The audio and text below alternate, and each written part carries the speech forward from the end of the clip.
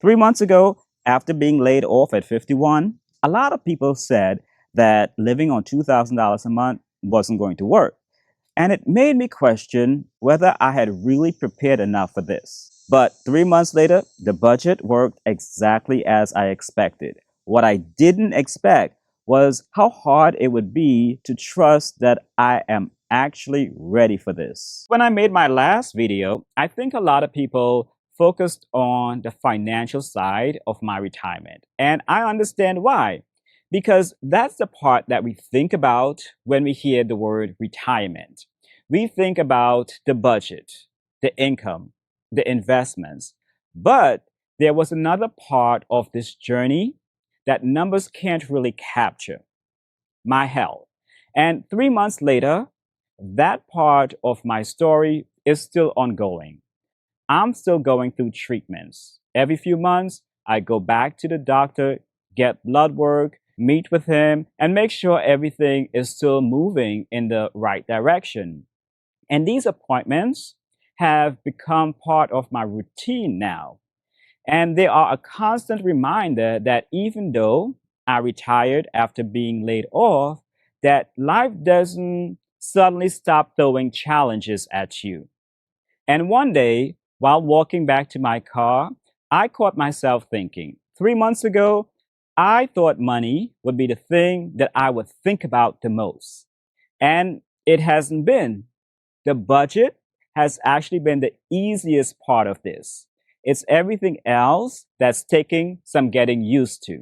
You see, when I made my first video, I think a lot of people assumed the challenge was whether I could live on $2,000 a month. I've already been living on $2,000 a month for years now. That wasn't the experiment. The real question was, what would life actually feel like after being pushed out of a career that I've had for almost 20 years? And after the company practically said, we don't care about your loyalty, your position has been eliminated, I thought, would I constantly worry about money? Would I regret retiring? Would I miss working?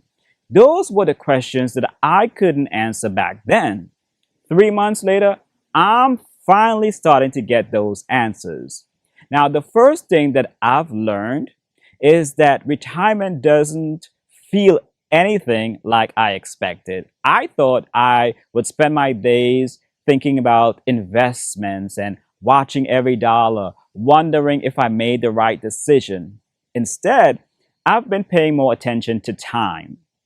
Time to take care of my health, time to spend quiet days in my backyard, time to work in my garden without feeling like I should be doing something else or be somewhere else.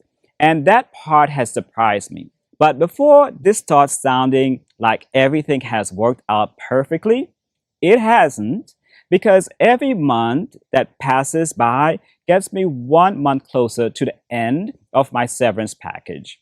Now, when I made my first video, January 2027 felt like a long way off. Now it's starting to feel real. And that changed the question I'm asking myself. The question isn't whether I can live on $2,000 a month. I've already answered that question. Now, the question is, what happens when that safety net disappears?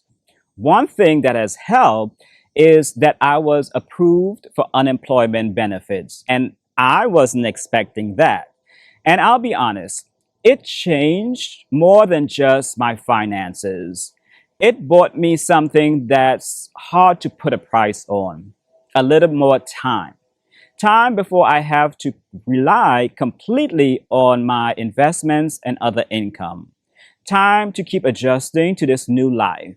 And that's important because over the last 3 months, I've realized something. Retirement isn't nearly as challenging as I imagined. Learning to trust that it's okay to live this new life, that's been much harder. Not because the numbers don't work, they do. It's because after spending almost 30 years planning for retirement, I didn't realize how long it would take to convince myself that I'm actually retired.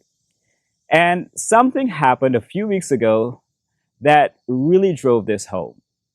I logged into my investment account and I saw the updated numbers. You see, when I was first laid off and I started this journey with many of you, my investment portfolio was about 815,000. And at the end of June, it was about 879,000. So that's an increase of roughly $64,000 in just 3 months. I didn't change my investment strategy. I didn't suddenly become a better investor. The market just happened to cooperate. But let me ask you something. If your portfolio went up $64,000 in 3 months, would you finally feel like you could relax? I, I thought I would, but I didn't. I was grateful, really grateful. But I also know markets don't just go up, they go down too.